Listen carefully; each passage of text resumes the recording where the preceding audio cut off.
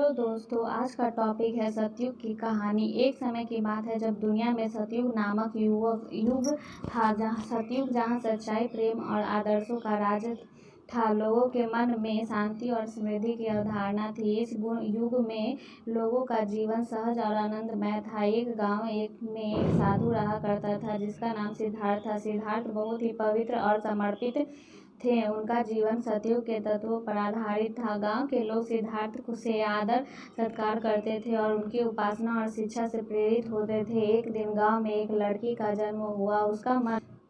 उसका नाम पार्वती रखा गया। पार्वती बहुत ही सुंदर और गुणवती थी। बचपन से ही उसने सिद्धार्थ के मार्गदर्शन में अपना जीवन व्यतीत किया। सिद्धार्थ ने उसे ज्ञान और साधना की विधियों का अध्ययन कराया। जब पार्वती बालपन में थी तभी एक दुर्भाग्य घटा हुआ। गांव के राजा के पुत्र का दिमाग खराब हो गया था और वह अपने व्यापार में विस्तृत हो गया। गांव में व्यापार की छाया अंधकार ने लोगों के जीवन को दुखी किया। पार्वती ने अपने समर्पण और प्रेम की भाव से सिद्धार्थ के पास गई और उसने सलाह मांगी। सिद्धार्थ ने पार्वती को समझाया कि इस समस्या का हल उनके दिल में ही है।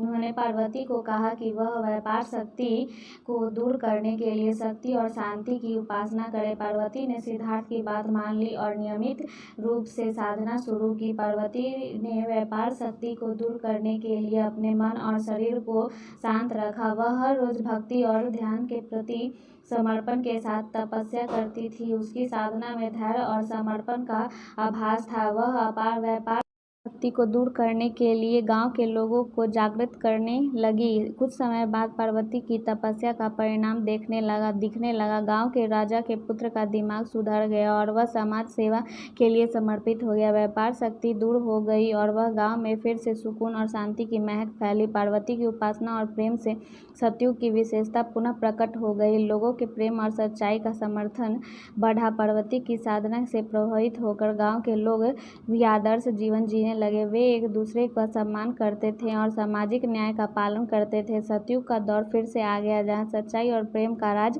था। इस छोटी सी कहानी से हमें यह बताना चाहिए कि सतयुग में लोगों का जीवन आदर्शों पर आधारित होता था और प्रेम और सच्चाई की महत्ता को मान्यता दी